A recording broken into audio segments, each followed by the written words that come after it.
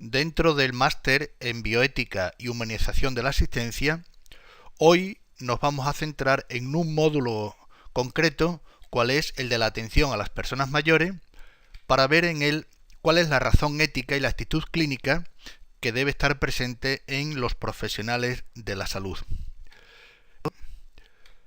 Recordemos que junto a los cambios que se están produciendo hoy día en patrones de morbilidad y desplazamiento de la mortalidad en las personas mayores, estamos preocupados por el aumento de las incapacidades funcionales que se van haciendo presentes de una forma acelerada en nuestros mayores. Fenómeno este que bien pone de relieve la fragilidad y la dependencia de estas personas.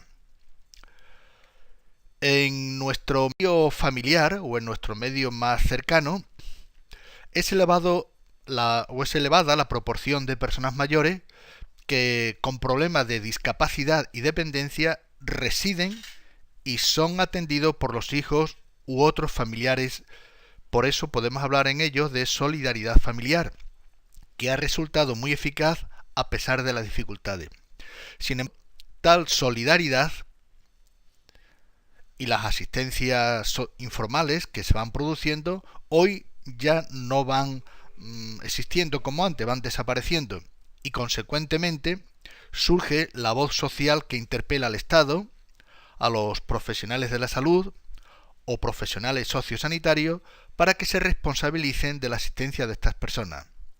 Estamos, pues, ante un problema que requiere el concurso por parte de varios profesionales, como son médicos, abogados, jueces, enfermeras, podólogos, fisioterapeutas, trabajadores sociales y políticos.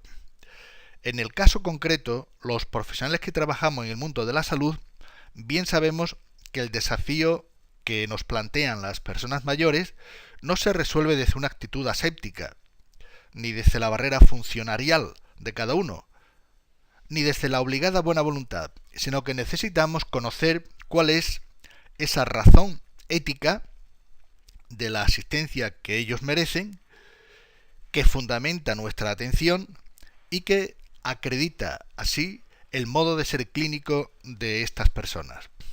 Por eso, nuestro trabajo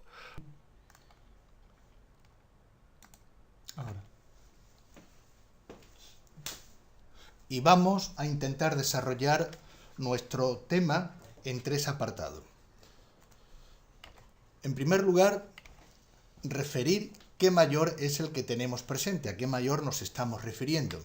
En segundo lugar, indicaremos lo que constituye el fundamento ético de nuestra atención con los mayores. En tercer lugar, indicar cuáles son los criterios éticos y cuáles son los modos de proceder a la hora de toma de decisiones. Para añadir el último apartado, algunos de los factores concretos que hemos de tener presente precisamente en la toma de decisiones.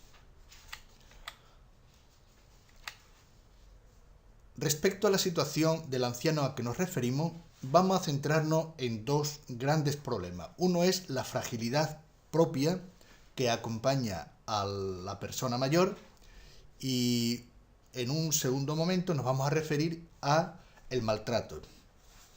Respecto a la fragilidad, podemos distinguir lo que hemos llamado, lo que yo he puesto ahí como fragilidad T y fragilidad añadida. El marco o el contexto de fragilidad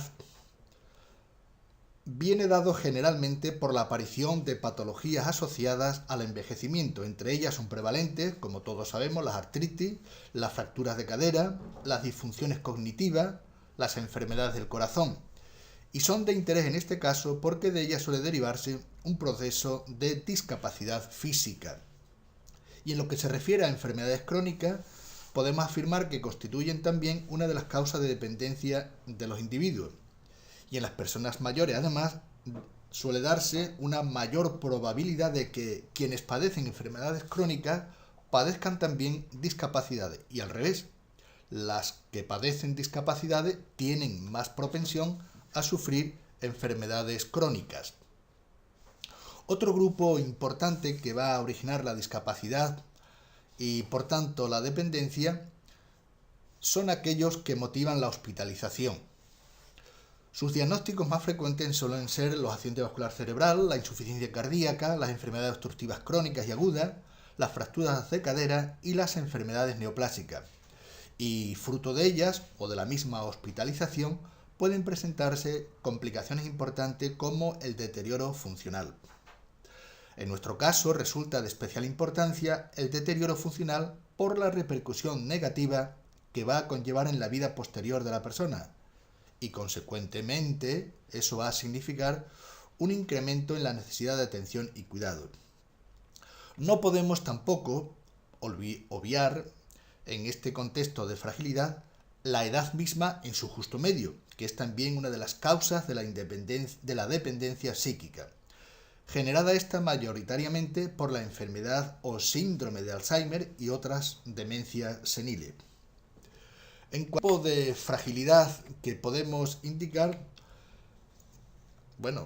quiero decir antes que entendemos por fragilidad cuando una persona está sobrenadando en su vida dentro de ciertos límites y por ello exigiendo ciertos contenidos sin los cuales dejaría de ser tal persona, como son alimentos, casa, seguridad, libertad, valores, identidad cultural y plenitud espiritual.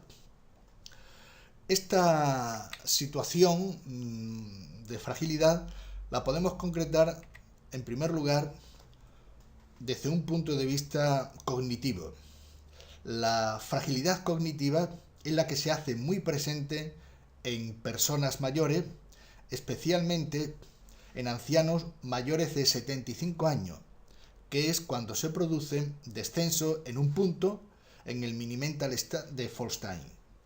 Las funciones que más se afectan con el declive de la edad son las relacionadas, como sabemos todo, con la velocidad y la precisión del procesamiento de la información. Igualmente puede resultarles a estas personas perjudicial el haber tenido experiencias conductuales negativas en etapas anteriores en su vida, y en tal sentido es posible que los ancianos más instruidos presenten menor declive intelectual que los que han tenido menor escolarización. Claro, esta fragilidad cognitiva puede estar favorecida a su vez por ciertas entidades clínicas, como la hipertensión arterial, la enfermedad cardiovascular, las EPOC, la diabetes mellitus, la insuficiencia renal, la insuficiencia hepática, el cáncer, enfermedades tiroideas, etcétera, etcétera. En segundo lugar, indicamos como fragilidad la llamada fragilidad afectiva o ancianos frágiles afectivamente. Son aquellos que experimentan trastornos por ansiedad y trastornos depresivos, situaciones de riesgo que suelen desarrollar los trastornos del ánimo. Esta fragilidad de los ancianos existe, en su caso, factores que la impulsan de carácter biológico o antecedentes familiares, o cambio en los neurotransmisores asociados a la edad, al sexo femenino, varones mayores de 80 años, raza blanca, de carácter médico también las hay. No solamente de carácter biológico, sino también de carácter médico y de carácter psíquico. De carácter médico ya hemos indicado algunas de las patologías y ahora pudiéramos añadir, por ejemplo, los efectos secundarios de fármacos, la polifarmacia, la deprivación sensorial, tanto visual como auditiva, etc. Y en cuanto a las debilidades o a la fragilidad de carácter funcional, pues están todos los deterioros funcionales para realizar las actividades instrumentales de la vida diaria. Y de carácter psíquico, pues están los episodios depresivos, el alcoholismo, la ansiedad, los conflictos no resueltos, la demencia, los trastornos de personalidad, y también es importante indicar los de carácter social, destacando especialmente la viudedad o la ubicación de la persona fuera del domicilio habitual. Vive solo, tiene recursos económicamente o socioeconómicos, recursos socioeconómicos bajos, tiene un escaso soporte social o también ha vivido la pérdida reciente de seres queridos, etc. Y no menos importante es la fragilidad la fragilidad social, que son aquellos ancianos que viven una situación muy condicionada por la jubilación como situación de aislamiento social, la situación económica precaria viviendas inadaptadas, familia con sus conflictos generacionales, emigración, con la carga de marginación que ello conlleva. Añadimos, en segundo lugar, dentro de la fragilidad inherente, lo que se llama fragilidad añadida. ¿Bien? La fragilidad añadida se centra o se sustancia sobre todo en lo que hoy conocemos como el maltrato. Se trata de un problema que generamos quienes solemos intervenir con nuestro modo de ser profesional o no profesional respecto a la atención que ellos merecen. Suele entenderse por maltrato cualquier acto u omisión que produzca daño, intencionado o no, practicado sobre personas de 65 y más años, que ocurra en el medio familiar o en el medio comunitario o institucional, que vulnere o ponga en peligro la integridad física, psíquica, así como el principio de autonomía o el resto de los derechos fundamentales del individuo, constatable objetivamente o percibido subjetivamente. Como veis, se trata de una definición muy amplia, descriptiva, que pretende recoger las manifestaciones más llamativas del maltrato a los mayores. Y dentro del maltrato destacan sobre todo lo que conocemos como los abusos físicos. Incluyen en este sentido todos aquellos que causan dolor o daño físico: pegar, golpear, abofetear, pellizcar, empujar, forzar la alimentación, provocar quemaduras, posición incorrecta, uso inadecuado de sujeciones mecánicas, etc. Todas las consecuencias de estos actos pueden traducirse en contusiones, como sabéis, en hematoma o a veces incluso fracturas u otras heridas. Aquí podemos incluir, en algunos casos también, el abuso sexual, por lo que éste pueda tener de contacto o exhibición sexual sin el consentimiento de la persona anciana. Junto a los abusos físicos estarían los abusos emocionales o abusos psicológicos, que se manifiestan a través de insultos verbales, gritos, amenazas, rechazo activo, aislamiento, culpabilización, y destacan sobre todo los silencios ofensivos y las humillaciones y la infantilización que hacemos de estas personas. Junto a esto podemos añadir los abusos económicos, por ejemplo, los robos directos, el mal uso que se haga de su dinero, la explotación ilegal o inapropiada que se haga de su fondo o de sus otros recursos. Junto al maltrato podemos indicar que es importante considerar la negligencia, entendiendo por negligencia que es importante distinguir la figura ético-legal de la negligencia cuando ésta significa un incumplimiento voluntario o involuntario de las funciones propias del cuidador para proporcionar los alimentos o servicios necesarios. Se trata, como veis, de un concepto que puede solaparse con el de los malos tratos y que suele acarrear fatales consecuencias para los ancianos, tanto a nivel físico, respecto a la alimentación, la higiene, el vestido, la administración de la medicación prescrita, no proporcionar gafas, prótesis auditivas o dentales, etc., como a nivel del cuidado psicoafectivo, cuando nuestros mayores, por ejemplo, no reciben el afecto, el apoyo y la protección necesario, e incluso a nivel económico, como puede ser no utilizar los fondos disponibles o recursos necesarios para mantener o restaurar de salud el bienestar de los mismos. La negligencia es probablemente el abuso más frecuente que suele cometerse con las personas mayores, con el agravante además de que el propio cuidador no es consciente de estar actuando de manera negligente. Y con esto finalizamos el perfil que hemos intentado describir del anciano a quien nos estamos refiriendo en nuestro tema. Pasamos al segundo punto que hemos indicado antes. En esta segunda parte de nuestro discurso, vamos a establecer que esa realidad de fragilidad y de dependencia que condiciona la vida de los ancianos es precisamente lo que constituye el fundamento o la razón última de nuestro quehacer clínico con estas personas. Para ello, vamos a servirnos del marco intelectivo que nos ofrecen Zubiri y Levinas, considerando una complementariedad entre ambos, para el caso que nos ocupa, porque entre ellos hay unas perspectivas filosóficas muy diferentes el uno del otro. Establecemos en principio la razón de alteridad, y en sintonía con las grandes corrientes filosóficas del siglo XX, y sin caer en la tentación de subjetivismo alguno, podemos decir que lo que caracteriza formalmente el funcionamiento de nuestra razón humana es lo que Zubiri ha llamado formalidad de alteridad, es decir, que en nuestro razonar habitual actualizamos cosas, por ejemplo un color, una mesa, un recuerdo o un amigo, que son de suyo, son como algo ahí fuera de nosotros, distinto e independiente del acto mismo de razonarlos, pero que nosotros los actualizamos o las actualizamos en su alteridad.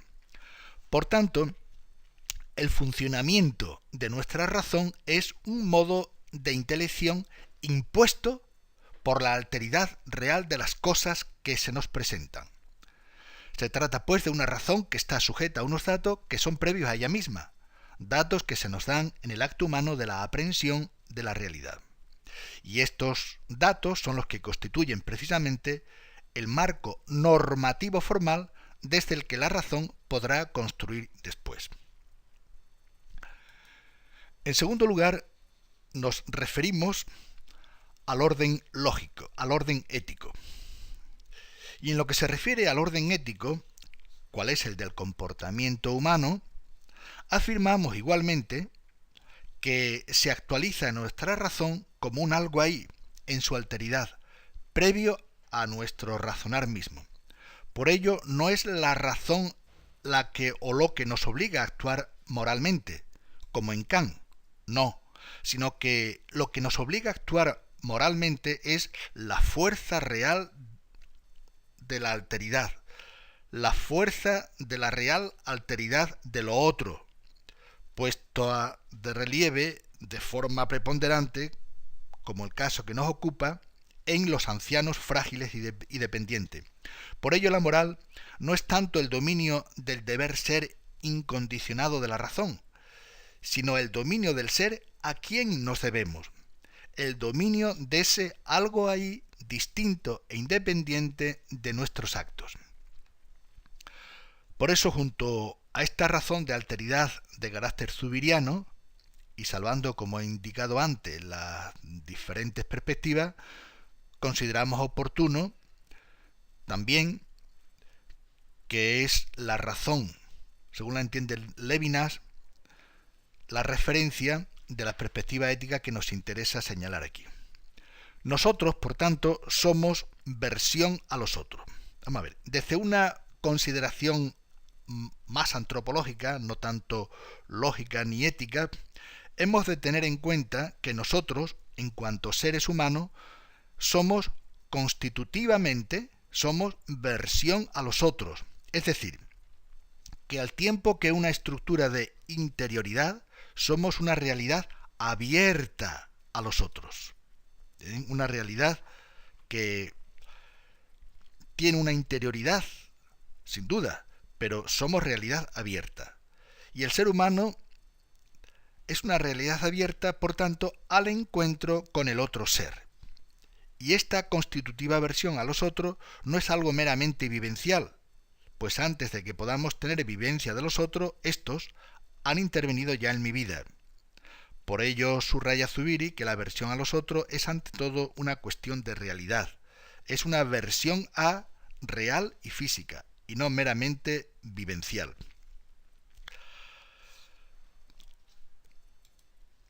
En cuanto el ser humano no vive, pues, entre otras personas ni en el mundo de una manera accidental u optativa, sino que su relación con lo que le rodea es esencial, constitutiva, intrínseca, la relación entonces es algo de suyo, La persona no ya es solo la persona que ya existe, solo conseguirá planificar su ser en la medida que se relacione con los demás. La persona no solo es estado, sino también quehacer. Es aventura por su esencial apertura. Claro, en el dinamismo de nuestra versión a los otros, es cuando los seres humanos mostramos nuestra radical indigencia. Ya decía Aristóteles que el impulso fundamental de la convivencia es la necesidad.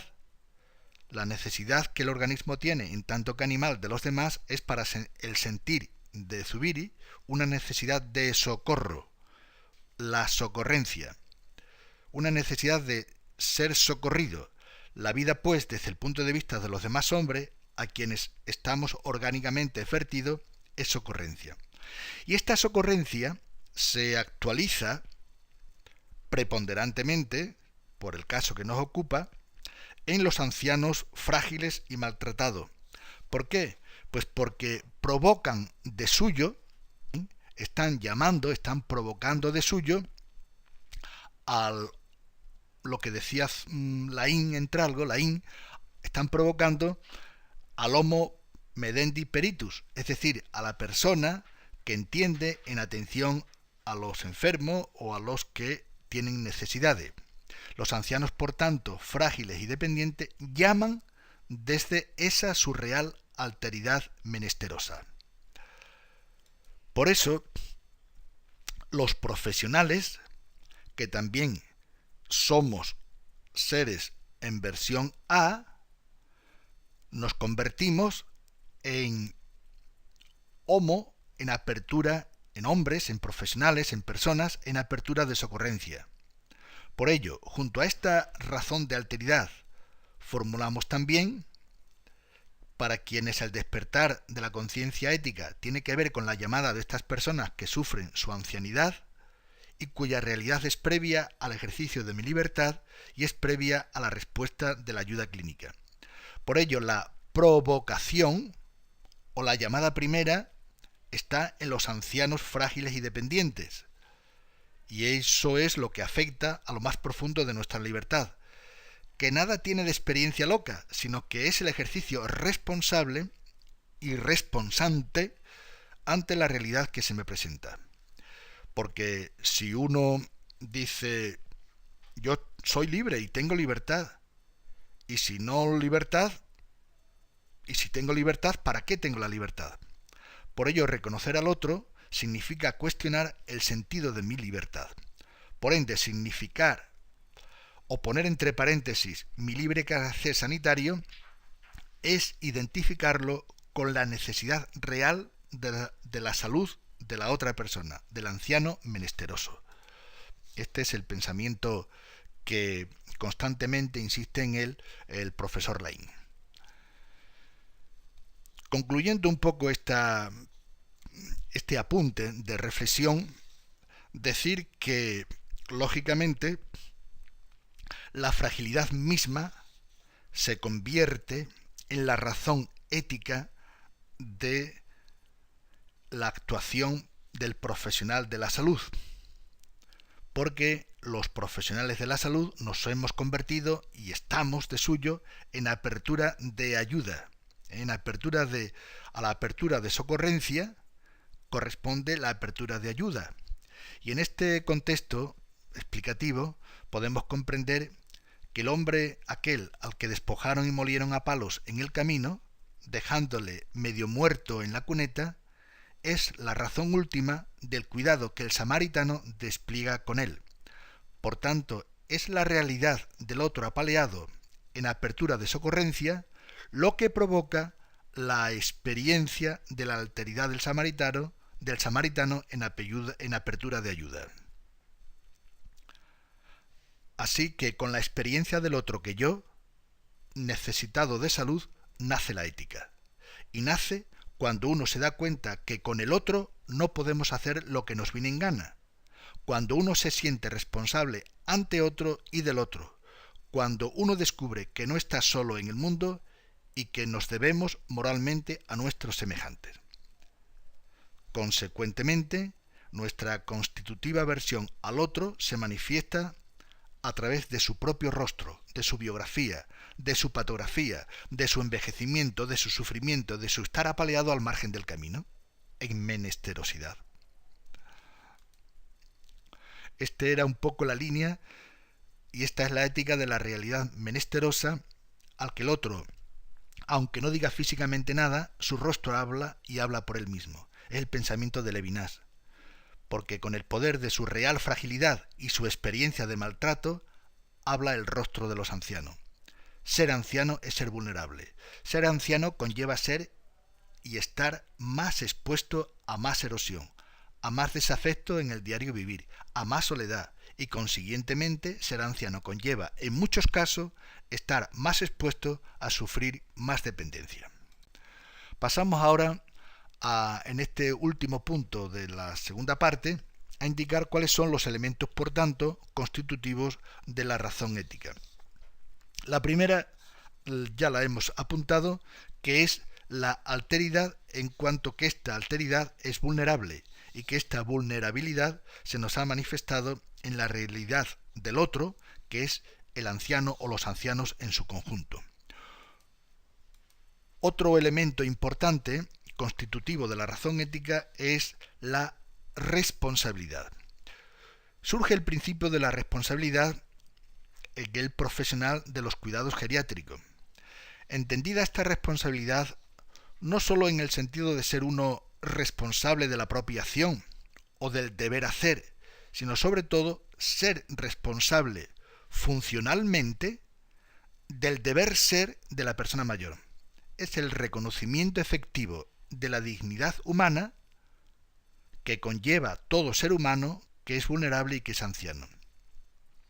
Por eso el desarrollo efectivo de esta responsabilidad constituye la alternativa del buen trato a la de los malos tratos al anciano.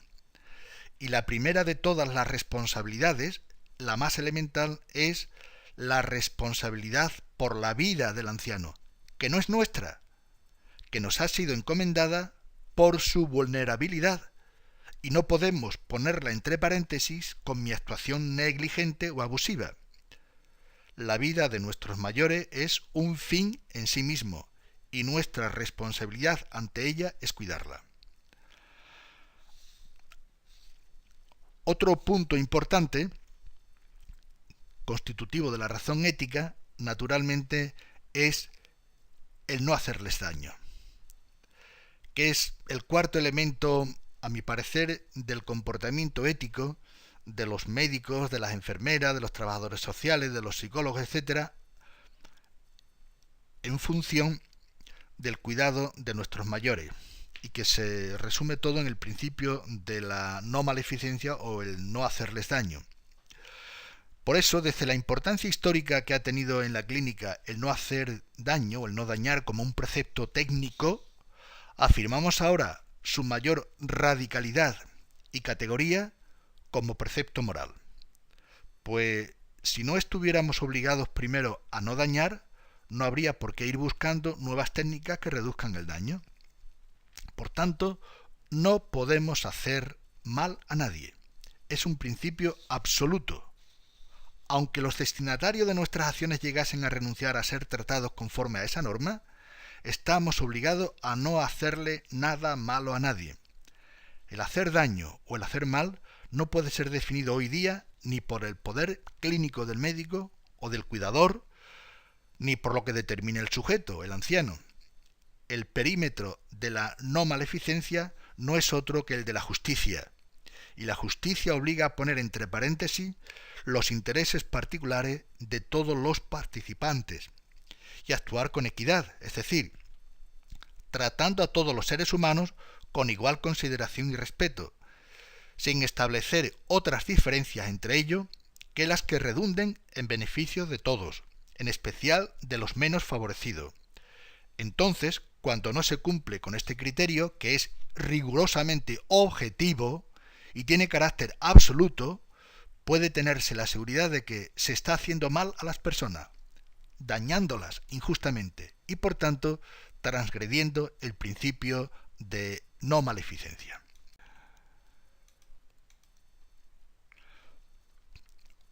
Concluyendo sobre este último aspecto, hay que reducir siempre los efectos nocivos que podamos tener en nuestra actuación, en nuestra conducta, porque al final todo conflicto ético relacionado con los malos tratos debe ser resuelto fundamentalmente, como he dicho, en términos de justicia.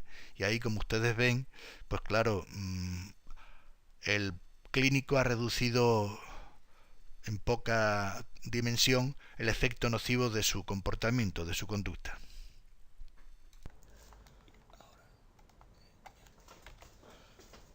Abordamos el tercer punto que habíamos previsto, referido a los criterios éticos y modos de proceder en la toma de decisiones en la atención a los ancianos. El objetivo de ello es la protección cada vez más necesaria de la persona mayor, sobre la base del respeto a su dignidad, mediante un proceso de discernimiento responsable en el marco de los principios bioéticos y de la sabiduría práctica, que ahora entraremos en ello.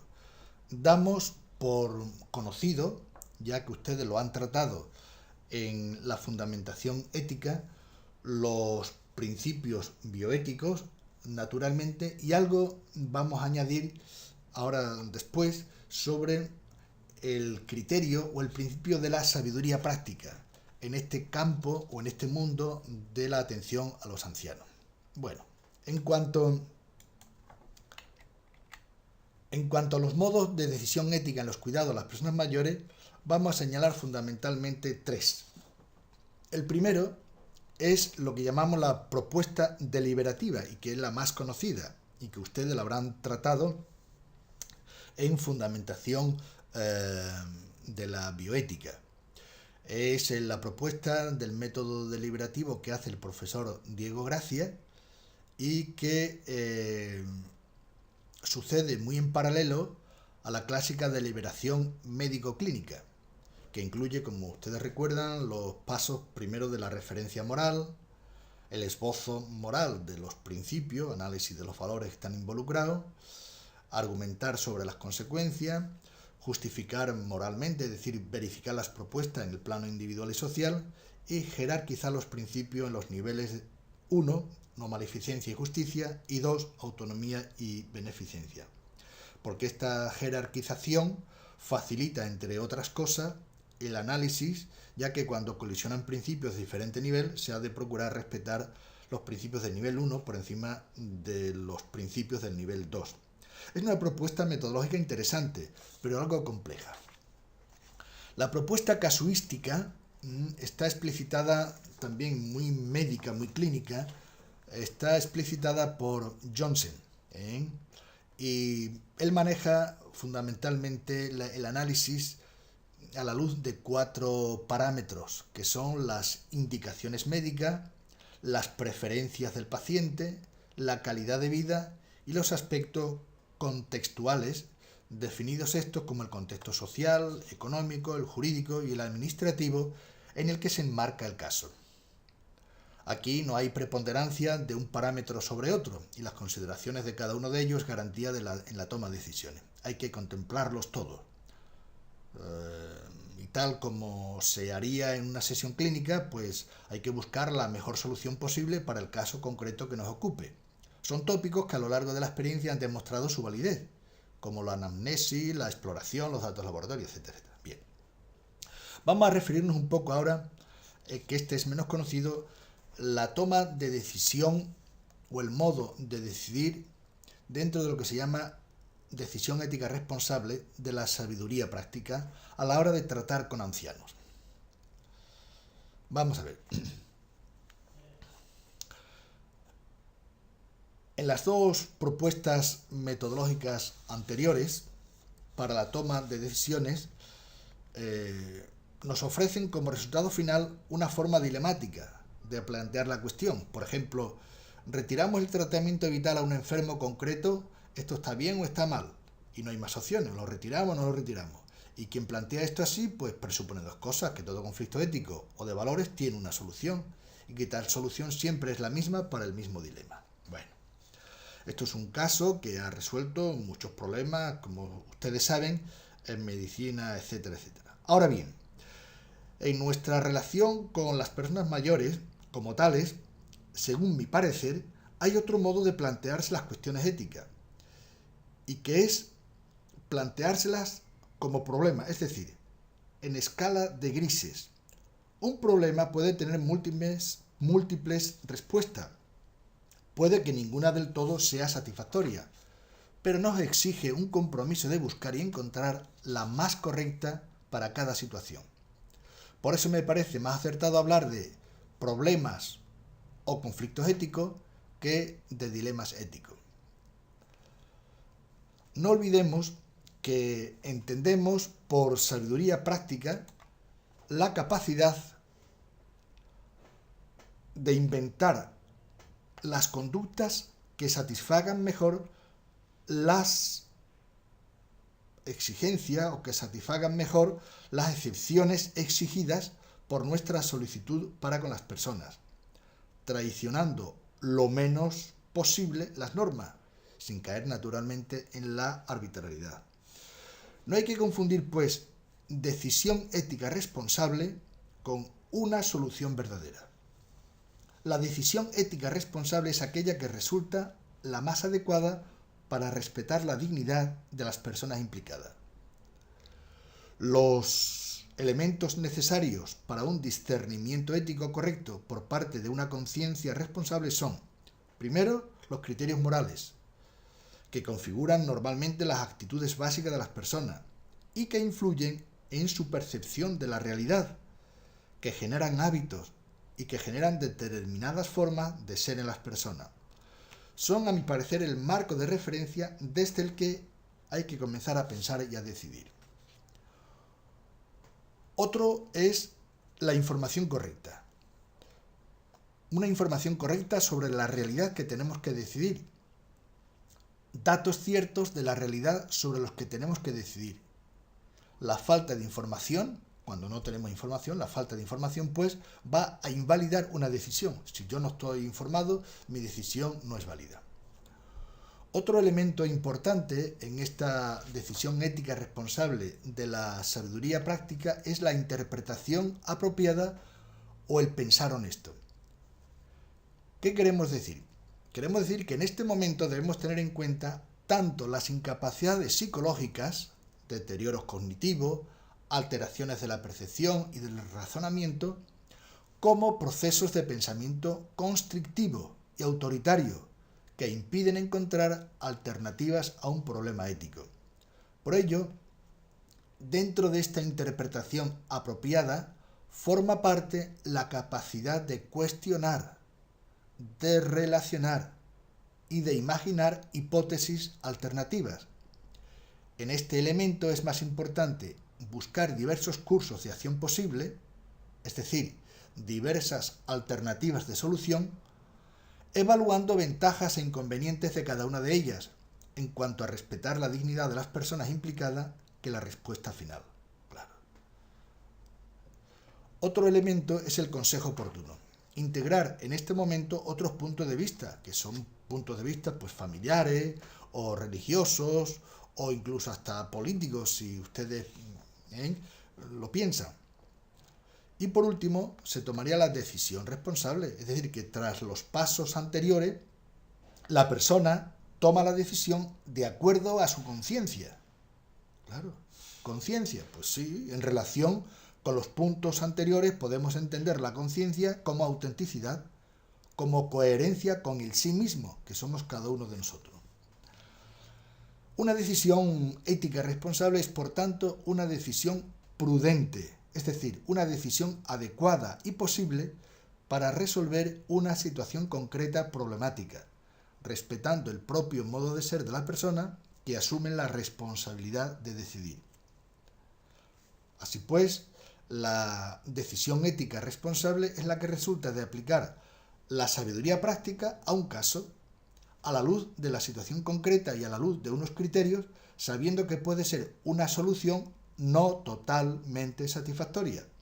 Porque el objetivo no es dar con la verdad absoluta que resuelva el problema, no, sino encontrar la alternativa que respeta más adecuadamente la dignidad de las personas afectadas por dicha decisión. Y en el caso de los mayores, podemos decir que estos son algunos de los problemas éticos más frecuentes, como es en primer lugar la actitud paternalista.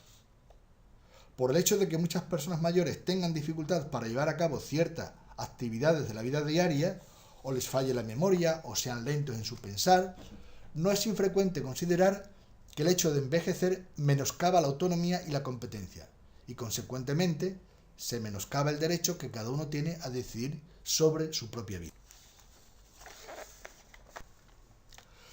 De todo lo dicho, en este tercer punto que hemos abordado, vamos concluyendo sobre los criterios éticos y los modos de proceder, la importancia de la actitud clínica como el elemento clave que debe sustentar el comportamiento de cualquier profesional.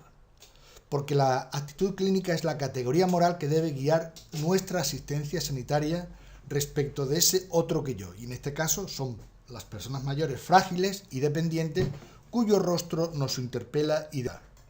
En segundo lugar, recordar que el marco categorial de cualquier persona, cuidador, médico, enfermera, etcétera, que actúa con los ancianos debe ser la clínica, entendiendo por tal la actividad que realizamos con estas personas, centrando su atención en saber qué le pasa, por qué le pasa y cómo tratarle, para que así nuestra asistencia.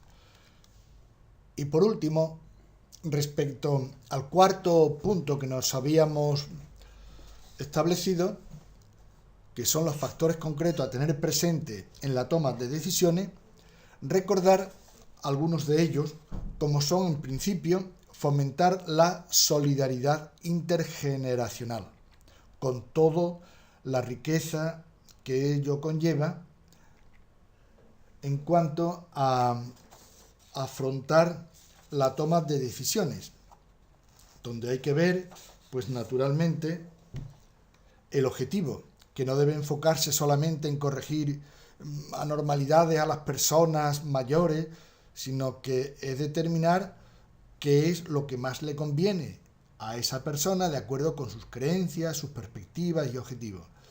Y la toma de decisiones en este sentido, pues es fundamental que haya una relación solidaria con otras generaciones, porque la edad es un factor que influye tremendamente en ello. Ahí tenemos algunos ejemplos o algunas estampas en las que se potencia la importancia de fomentar la solidaridad intergeneracional. Otra importante tarea es ayudar a las familias en la educación para la salud con sus mayores, porque muchas veces no tienen capacidad, no tienen recursos suficientes para llevarlas adelante. Y la ayuda a las familias es fundamental. Y otra manera de llevar adelante la acción clínica es garantizar la participación de ellos mismos en esa toma de decisiones. Claro, toma de decisiones que va a conllevar en muchos casos la capacidad del sujeto.